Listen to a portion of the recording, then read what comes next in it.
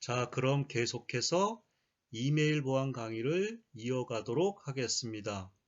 이번 시간에는 먼저 이메일 서버 환경을 살펴보겠습니다. 이메일 서버는 운영체제, 즉 유닉스, 리눅스, 윈도우즈에 따라서 다른데 여기서 우리는 윈도우즈 운영체제에서 수행되는 이메일 서버 환경을 살펴보겠습니다. 먼저 윈도우즈 운영체제의 이메일 서버는 IIS의 SMTP 버추얼 서버를 클릭하면 되고 거기서 클릭하면은 SMTP 속성이 있습니다. 일반과 일반 환경을 세팅하는 부분, 액세스, 메시지, 배달, LDAP 라우팅, 보안 탭 이렇게 탭이 6가지로 구성되어 있습니다. 먼저 일반 탭에 있는 상황들을 살펴보면 이메일 서버에 도메인이 나와 있습니다. Fully Qualified Domain Name 그래서 나와 있고 현재 화면에서 보여주는 study라고 하는 것은 이 이메일 서버의 도메인이 되겠습니다. 도메인이. 그렇기 때문에 만약에 이 이메일 서버에 앨리스라고 하는 아이디가 가입이 되어 있다면 이 사람의 이메일 주소는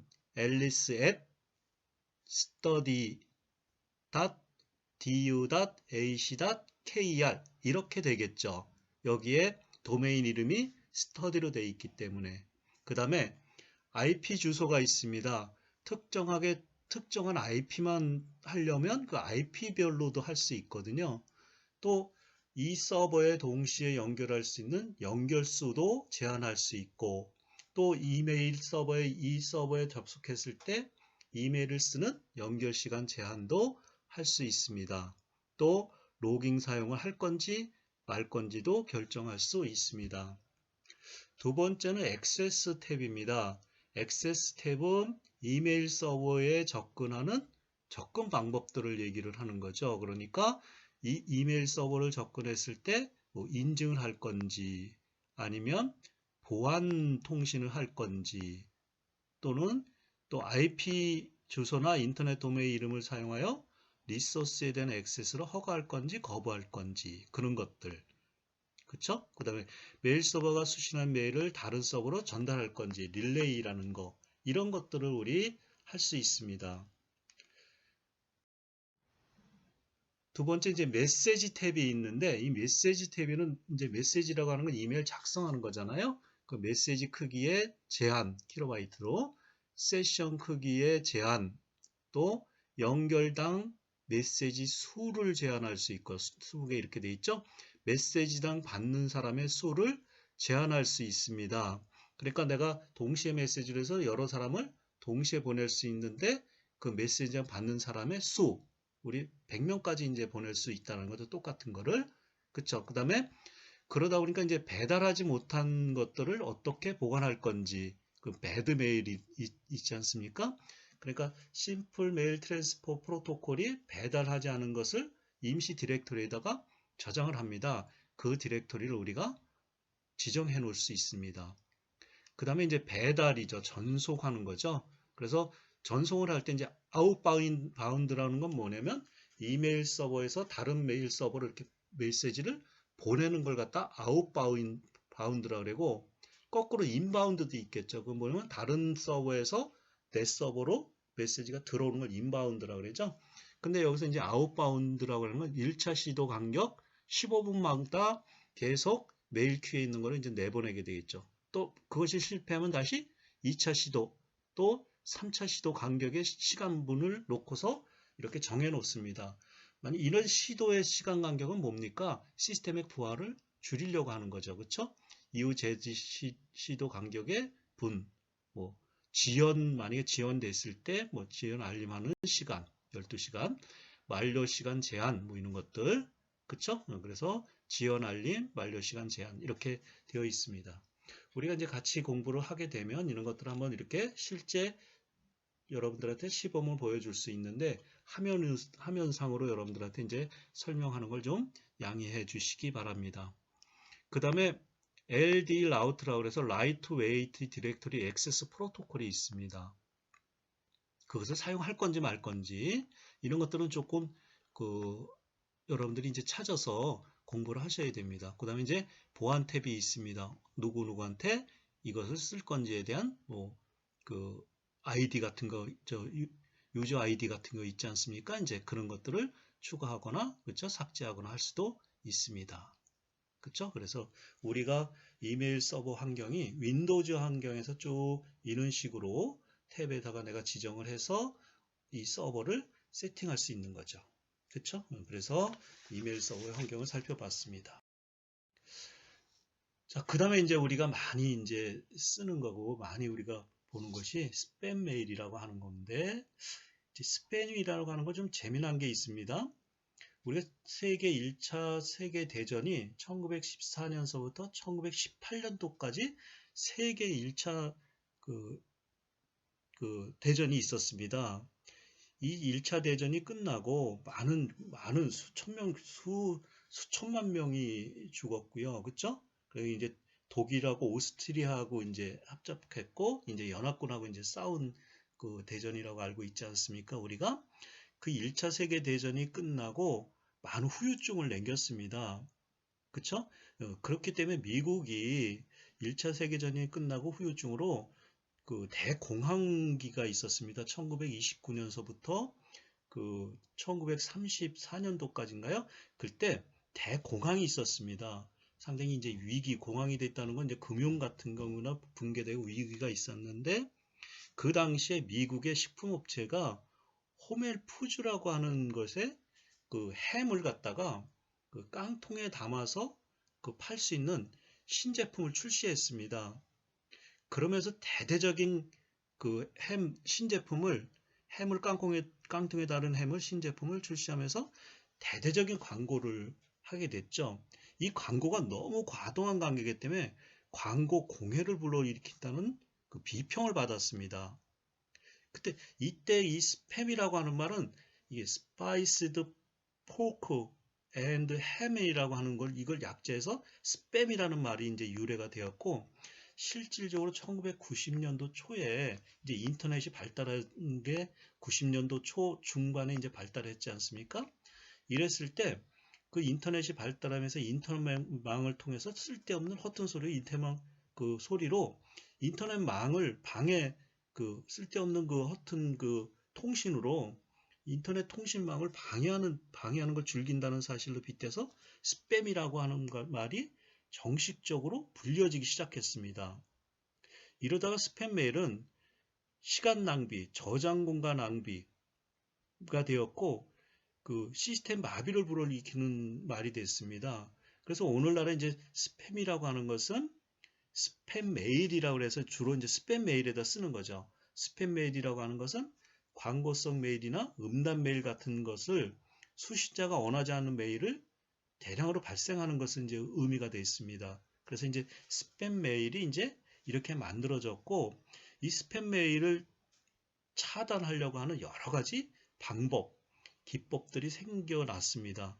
그 중에서 크게 두 가지 이제 카테고리로 나눠질 수 있는데, 하나는 도메인별로 우리 이메일을 쓰면 앞에다가 이메일 아이디를 쓰고 다음에 이제 도메인을 쓰지 않습니까?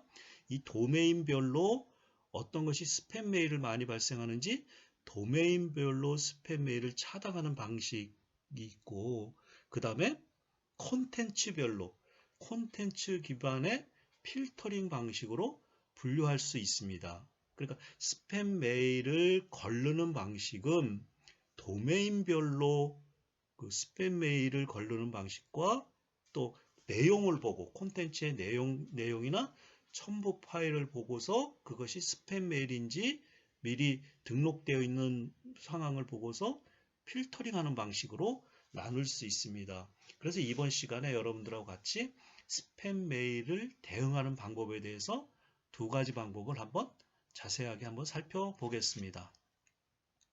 먼저 도메인 기반의 차단 방식으로 리얼타임 블로킹 리스트라고 하는 RBL 방식과 그 다음에 SPF라고 하는 그 샌더 팔리시 프레임워크 방식, 두 가지 방식이 있습니다. 이 두 가지 방식은 비교하는 것이 시험 같은데 자주 물어봅니다. 중요한 겁니다. 그렇기 때문에 이건 지금 요즘 쓰고 있는 것들이거든요. 전부 다. 따라서 RBL 방식과 리얼타임 실시간적으로 스팸 메일을 블로킹 리스트를 만들어서 스팸 메일을 거르는 방식과 샌더 팔리시 프레임워크라고 해서 보내는 사람이 어디다 등록해 놨으면 그 사람이 등록된 건지를 보고서 스팸이다 아니다 이렇게 판단하는 방식이 있거든요. 그 방식에 대해서 두 가지 방식을 도메인 기반 차단 방식이라고 합니다. 자, 그래서 우리 이제 요건 이제 두 가지를 제가 설명을 할 텐데 이런 방식입니다. 이거 그 한마디로 요약을 하면 RBL 방식은 블랙 리스트를 만들고 그 블랙 리스트에 있는 것들은 스팸이다라고 거르는 방식입니다. SPF는 한마디로 말하면 요약해서 말하면 화이트 리스트를 만들고 거기에 등록된 사람만이 올바른 메일이라고 그러고 거기에 등록되지 않은 것들은 전부 다 스팸 메일로 거르는 방식입니다. 여러분들 블랙리스트, 화이트리스트 많이 들어보셨죠? 우리나라 정치 환경에 뭐 연예인들을 블랙리스트를 만들어서 통제를 했다. 또 화이트리스트를 만들어서 통제했다. 이런 뉴스에 보신 적이 있을 수도 있습니다. 블랙리스트라고 하는 것은 뭐냐면 어떤 연예인은 안 돼. 출연시키도 안 되고 지원해도 안 돼. 그래서 블랙리스트라고 하는 건 안 되는 사람들만, 그런 안 되는 사람들만 이렇게 명단에다 놓고서 그 사람들한테 출연도 안 하게 하고 지원도 안 하고 하는 거. 그게 갖다가 우리 블랙리스트라고 하고 그게 이제 RBL 방식입니다. 조금 이따 이제 설명을 드릴게요. 자세히. SPF 방식은 샌더 팔리시 프레임워크는 화이트 리스트입니다. 그러니까 블랙리스트는 등록된 누구만 안 돼 이렇게 되는 거고 화이트 리스트는 뭐냐면 누구누구 좋은 거죠. 누구누구만 지원해주고 출연시켜주고 그런 방식입니다. 제가 두 방식은 지금 틀리게 말하는 거죠. 블랙리스트 방식은 누구누구만 빼고 다 돼 이런 거고 화이트리스트는 누구누구만 되고 다 안 돼 이런 방식이죠. 그러니까 블랙리스트 방식이라고 하는 것은 우리가 그 보안 측면에서 보면 개방형 보안 룰을 적용하는 거고 화이트리스트는 폐쇄형 보안 룰을 적용하는 겁니다. 자, 그러면 조금 이제 설명을 한번 해보겠습니다. 여러분들 화면에 보시면 이제 메일 서버가 하나 발신을 하겠죠. 우리 좌측에서 메일 서버가 하나, 메일이 하나가 발송을 할 겁니다. 그러면 이제 1번 메일이 발송을 하면 여기서 뭐를 할 거냐면 메일 서버에서 RSA, RBL, 그쵸? 그 리얼타임 블로킹 리스트를 어디 서버에다가 이러이러한 것들은 안 돼 라는 것이 있을 거 아닙니까? 거기에다가 등록된 거를 비교를 하죠. 그러면 지금 메일 발송한 것이 거기에 등록이 돼 있다면 이거는 스팸 메일이다라는 거죠. 그러니까 등록이 돼 있으면은 그건 스팸 메일이라고 그쵸? 스팸 메일이라고 걸러버리는 거고 만약에 등록이 안 돼 있으면 스팸 메일이 아니죠. 정상 메일이 되는 거죠. 그러니까 등해서 질의 결과에서 여기에 등록이 안 돼 있다 그러면 노라고 하면 정상 메일로 취급해서 발송하면 되는 거죠. 이해 가셨습니까? 그쵸? 따라서 이것은 뭐냐면 RSI, RBL이라고 하는 이 서버에 있는데 이제 DNS 서버 비슷한 건데 이 서버를 참조를 해서 서버에 등록되어 있으면 스팸 메일이고 서버에 등록되지 않은 것들은 정상 메일로 간주하면 된다라는 거죠. 이거는 우리나라에도 이거 계속 실시간 쓰고 있고 우리 여러분들 이메일 하는 것들은 전부 다 여기를 참조해서 스팸 메일인지 아닌지를 계속 보고 스팸 메일을 거르는 건지 아닌지를 계속 하고 있습니다. 그런 것을 어디서 하고 있냐면 키사라 그래서 여러분들 우리 보안 전공이지 않습니까? 키사라고 하는데 여러분들 눈여겨보셔야 돼요. 우리나라 전체에 어떻게 보면 이 정보 보안을 총괄하는 그 부서가 있죠. 진흥원이 있습니다. 거기가 바로 코리아 인터넷 시큐리티 에이전스라고 하는 키사라고 하는 그 진흥원이 있거든요. 그쵸? 거기에서 지금 이 서버를 가지고 운영을 하고 있습니다. 그쵸? 뭐 중국이라든가 해외에 블랙리스트에 들어가 있는 블로킹 리스트에 들어가 있는 IP들을 여기서 다 관리하고 있습니다. 우리 왜 북한이나 그쵸? 아니면은 뭐 우리하고 적대국에 있는 북한이라든가 여러 가지에서 우리나라 그 있는 IP 서버 같은 경우는 공격하거나 이러지 않습니까? 그럼 그것들을 차단시켜 놔야 되잖아요. 그건 안 된다고 그런 리스트를 차단해야 되잖아요. 그걸 어디서 갖고 있는 거냐면 여기. 그쵸? 키사에서 갖고 있습니다. 그러니까 키사 RBL이라고 하는 그 블럭 리스트를 가지고 있는 거죠.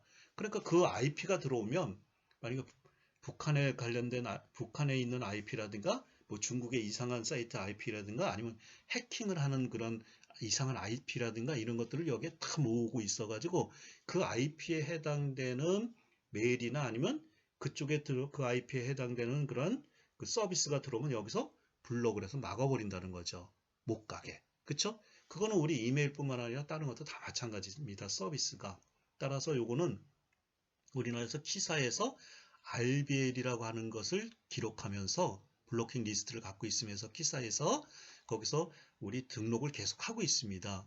그래서 1시간 단위로 계속해서 모니터링하고 추가합니다. 어떤 건 자동으로 하고 어떤 건 수동으로 할 수도 있거든요. 그래서 여기는 이제 3등급으로 할 수 있습니다. 내가 지정할 수 있습니다. 키사의 RBL을 1등급, 2등급, 3등급으로 나눠져 있거든요. 등급이 높을수록 뭡니까? 블로킹 하는 게 더 많아진다는 거죠. 자, 그렇다 보면 문제가 생길 수 있습니다. 이게 정상 메일인데도 불구하고, 그쵸? 그 등급을 올리게 되면 정상 메일임에도 불구하고 RBL에 포함되어 있기 때문에 메일이 안 갈 수도 있죠. 이건 메일이 안 간다고 하는 거는 이것도 하나의 보안에 위배되는 겁니다. 가용성이라고 하는 것에, 그쵸? 부인 방지에 위배되는 거거든요. 그러면 이게 문제가 되는 거죠. 그쵸? 그래서 이런 것들을 보완하기 위해서 이해 가셨습니까? RBL 이해 가셨죠? 블랙리스트를 만들어 놓고 블로킹 리스트를 만들어 놓고 거기에 해당이 되면 이거는 그쵸? 스팸 메일이다 걸러버리고 거기에 해당이 되지 않으면 정상 메일이라고 보내주고 이런 거죠. 그러니까 여기도 이제 두 가지 위험이 있는 거죠. 하나는 정상 메일도 스팸 메일로 걸러질 수도 있는 거고 그쵸? 스팸 메일이도 여기 정식을 잘못 피면 정상 메일로 갈 수 있는 거죠. 그러다 보니까 이게 양자적으로 문제가 생길 수도 있습니다. 그쵸? 그러면 이제 그런 방식이 있을 수도 있죠. SPF라고 그래서 보내는 사람이 샌더 팔리시 프레임워크 방식이거든요. 이 많이 쓰는 겁니다. 보내는 사람이 나는 이 스팸 메일이 아니고 정상적인 메일이라고 보내는 사람이 뭐를 하냐면 그쵸? 레코드를 등록합니다. 어떤 걸 등록하냐면 SNF 레코드를 등록해요. 여기 오타가 하나 있네요.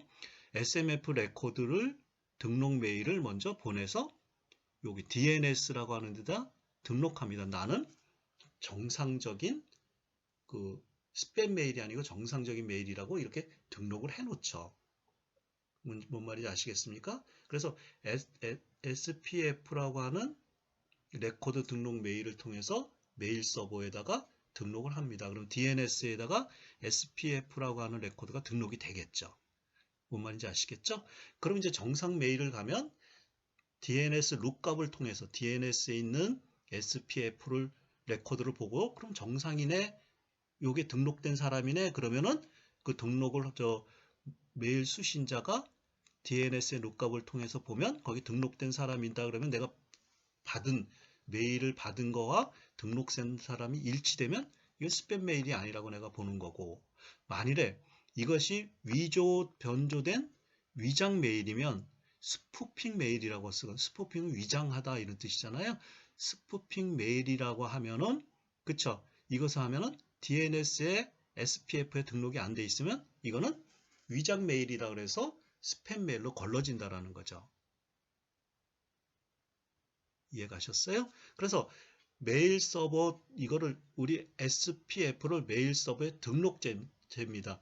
등록된 사람만 스팸 메일이 아니고 정상 메일로 간주하겠다는 거고, 등록되지 않은 도메인에 메일이 들어오면 이거는 스팸 메일로 간주하겠다는 거죠. 버리겠죠. 스팸 메일로 간주해 버리겠다는 거죠. 그러니까 이 방법은 SPF 방식은 보안이 조금 더 강화된 거죠. 약속된 사람들끼리만, 그쵸? 이메일을 할 수 있는 거죠. 아시겠어요? 그쵸? 따라서 발신자는 자신의 메일 서버 정보와 정책을 나타내는 SPF, 그쵸? 레코드를 해당 DNS에 저장시켜 놓고 메일을 보내는 거죠. 그럼 받는 사람이 거기에, 그치? 저장돼 있으니까 자기가 보낸 사람이, 그 메일 수신자가 보낸 사람의 IP와 DNS에 등록된 IP가 일치하면 정상 메일로 간주해 버리는 거죠. 따라서 수신자는 메일 수신 시 발신자의 DNS에 등록된 SPF 레코드로 확인하여 해당 메일이 발송된 자기가 가지고 있는 IP와 비교해서 그 결과에 따라서 수신 여부를 결정하는 거죠. IP가 같으면 정상 메일이라고 하고, IP가 같지 않으면 스팸 메일로 빼버리는 거죠. 뭔 말인지 아시겠어요? 그러니까 두 개의 차이는 아시겠죠? 두 개의 차이는, 하나는 안 되는 것만 해놨다가, RBL은 안 되는 것만 해놨다가 그 안 되는 것이 들어오면 스팸이라고 하고, 거기가 아닌 것은, 안 되는 것이 아닌 것들은 전부 다 정상 메일로 하고, SPF는 되는 것들만 등록해 놓고, 그쵸? 되는 것만 등록해 놓고, 그 되는 거가 아니면은 다 스팸으로 하고, 되는 거가 맞으면 정상 메일로 처리하고, 요게 두 개 방식을 여러분들이 구분하실 수 있어야 됩니다. 아시겠죠? 다시 말씀드리면 RBN은 블랙리스트 방식, 그쵸? 개방형 보안 정책. SPF는 화이트리스트 방식, 그쵸? 이거는 폐쇄형 보안 정책을 치는 거죠. 되셨죠? 자, 그래서 이런 방식이 있습니다.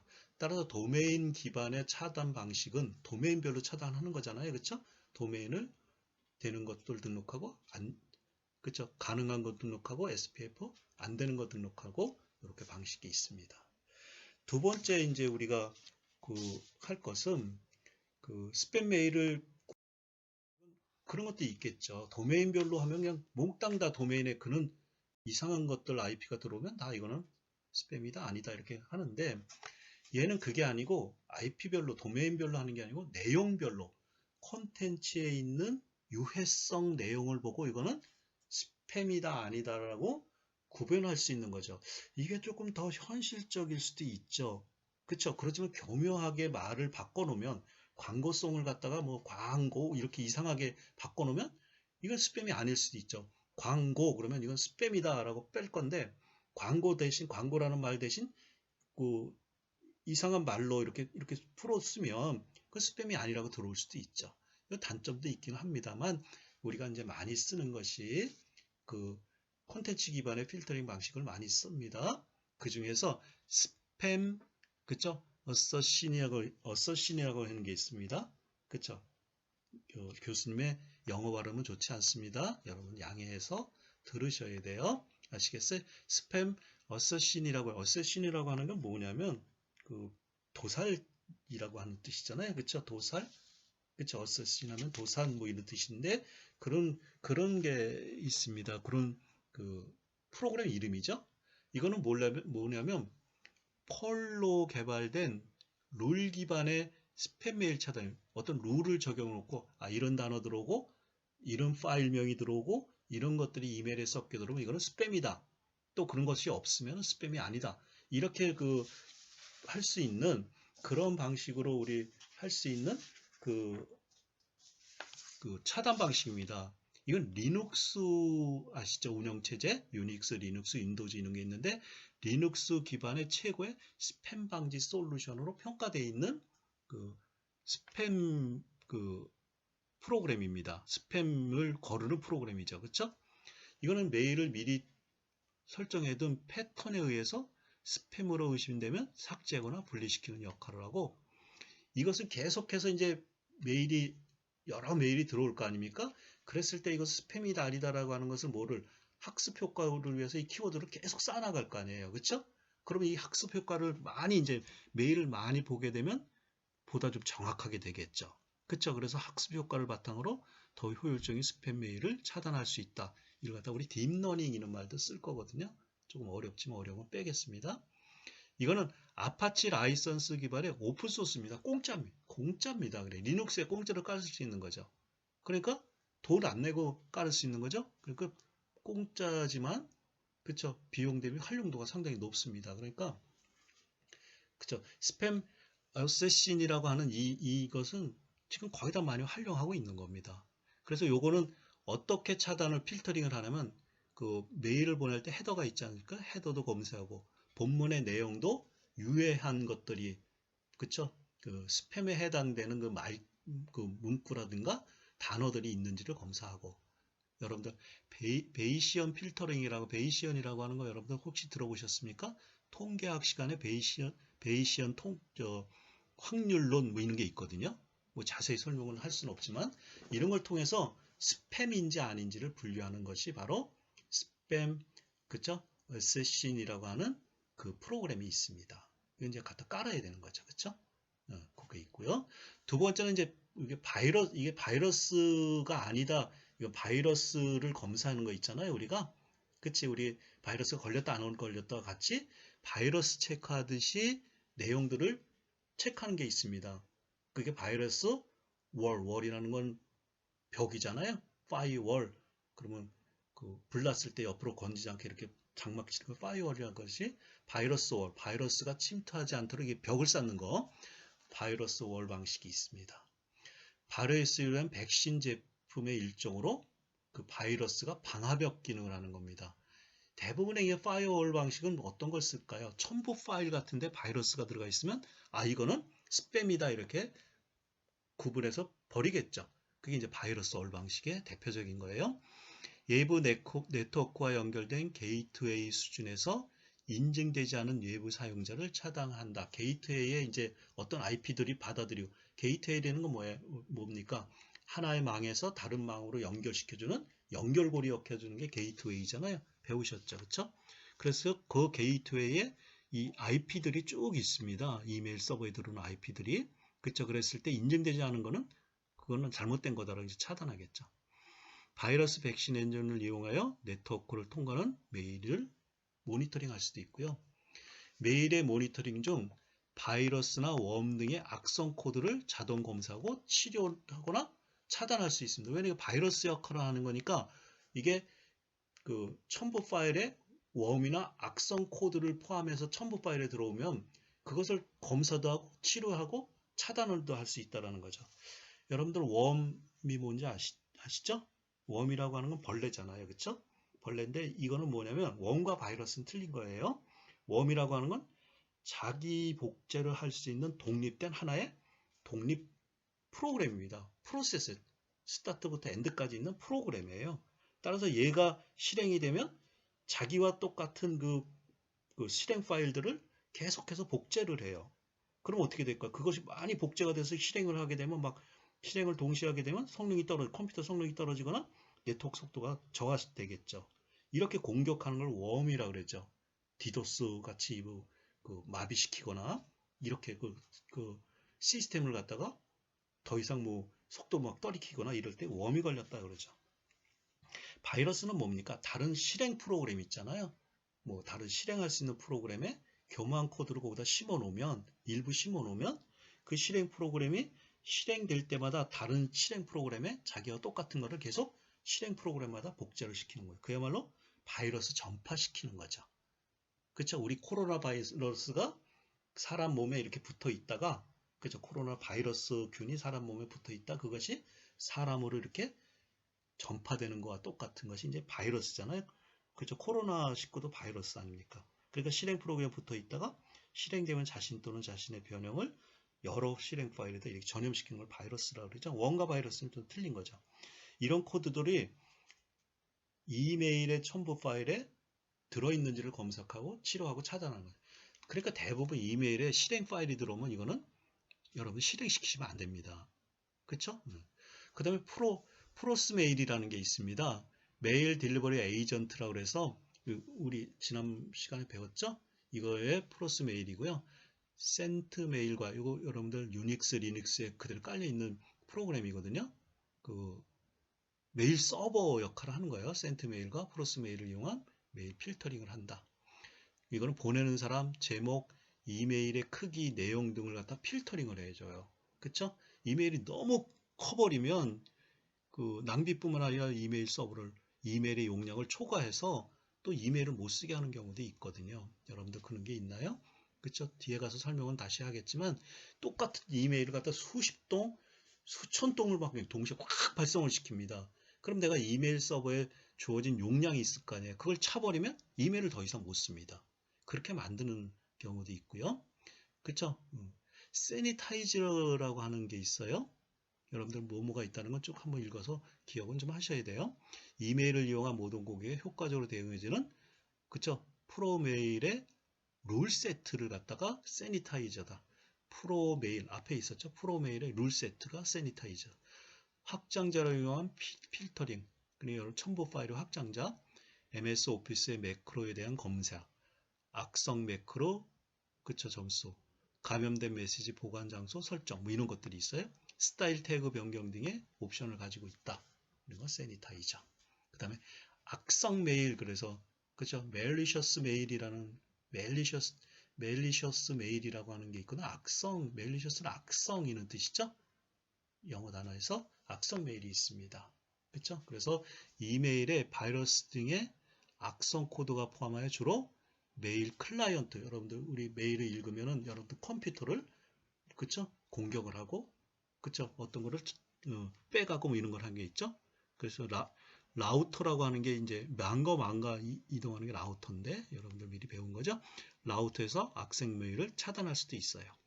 그럼 악성 메일이 들어오면 그 라우터에서 자동 차단해서 못 가게 메일 서버에서 패턴 매칭에 의해서 또 차단할 수도 있고요. 바이러스 월을 이용해서 또 차단할 수 있어요. 악성 메일을. 그쵸? 요런 거를 갖다 이제 컨텐츠 기반, 내용 기반의 필터링 방식의 스팸 메일을 거르는 그쵸? 각종의 기법들, 그쵸? 방법들, 프로그램들이라고 이제 소개할 수 있고요. 여러분들 어떤 내용들을 쭉 한번 살펴보십시오. 아시겠죠? 그래서 우리 스팸 메일, 광고성이라든가 음란성 메일, 우리가 원하지 않는 메일을 받을 때는 차단하는 방식이 두 가지 있었다. 아시겠죠? 그래서 그런 방식이 있다는 거 여러분들이 쭉 공부를 해 놓으셔야 됩니다. 우리 수고 많이 하셨고 잠깐 우리 또 쉬었다가 하겠습니다. 잠깐 쉬겠습니다.